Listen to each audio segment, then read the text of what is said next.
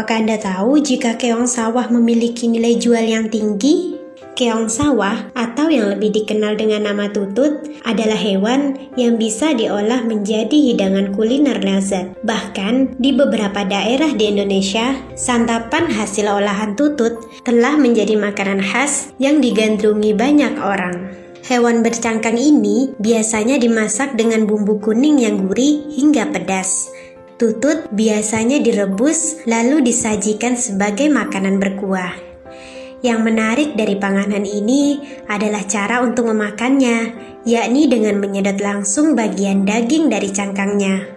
Untuk penikmat keong sawah yang punya jam terbang tinggi, mereka akan dengan mudah menyedot daging tutut berkuah dari cangkangnya. Namun, bagi penikmat amatir yang kesulitan menyedot daging keong sawah tersebut, mereka biasa memakai alat bantu berupa tusuk gigi untuk mencongkel daging dari cangkangnya. Secara ukuran, jenis keong sawah ini memiliki cangkang 100 mm serta garis tengah-tengah sekitar 100 mm. Umumnya tinggal di perairan tawar di dataran rendah. Mereka bisa ditemukan di rawa-rawa, danau, sungai yang beraliran lambat, dan area kolam, serta tersebar hampir di seluruh pulau besar Indonesia kecuali Papua. Keong sawah juga dapat ditemukan di wilayah lain di Asia Tenggara, seperti Thailand, Laos, Kamboja, dan Vietnam. Ketika bertelur, keong sawah mengeluarkan telur-telur yang dibungkus oleh sebuah lapisan kapur yang berwarna putih kekuningan. Satu gumpalan telur biasanya memiliki panjang 20 hingga 50 mm dan mengandung 15 hingga 50 butir telur. Waktu bertelurnya tidak terbatas, mereka bisa bertelur sepanjang tahun. Namun, berdasarkan hasil penelitian, masa bertelur keong sawah mencapai puncaknya pada November karena keong sawah menghasilkan telur paling banyak pada bulan ini dan mencapai puncak terendah pada bulan Juli. Hal ini mungkin dikarenakan pengaruh musim. Musim hujan dianggap penting untuk perkembangan telur-telur keong sawah. Sebab pada musim itu telur-telur lebih sering terkena air dan suhu udara cenderung lebih lembab dan dingin. Akibatnya, kemungkinan telur-telur untuk mengalami kekeringan jadi lebih kecil sehingga persentase yang menetas pun akan lebih tinggi. Telur-telur itu biasanya akan menetas setelah 15 hingga 30 hari setelahnya. Sebagai hewan herbivora, keong sawah bergantung pada tumbuhan air sebagai makanannya. Beberapa jenis tanaman air yang menjadi makanan keong sawah adalah eceng gondok, ganggang, jamur, dan spons. Namun, ada juga penelitian yang menemukan sisa-sisa serangga di perut keong sawah.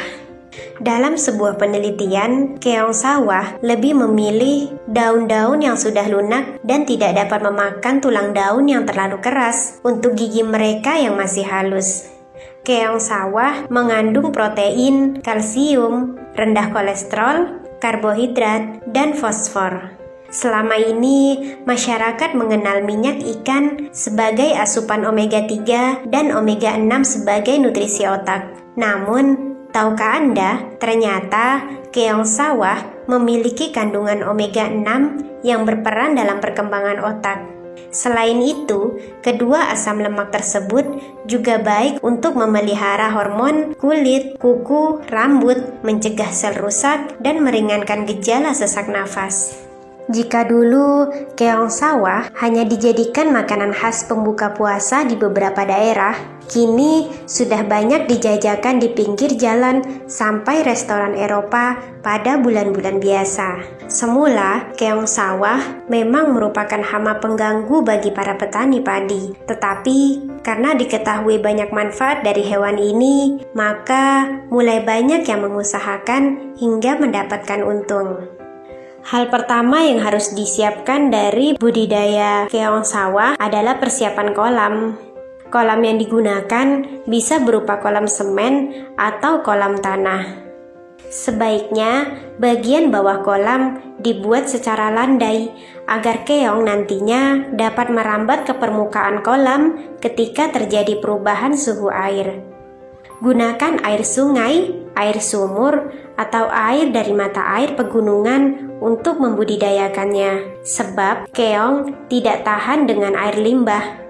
Selama persiapan kolam, tak perlu diberi tambahan pupuk seperti halnya pada kolam ikan, tetapi air dapat langsung dialirkan pada kolam yang sudah ada.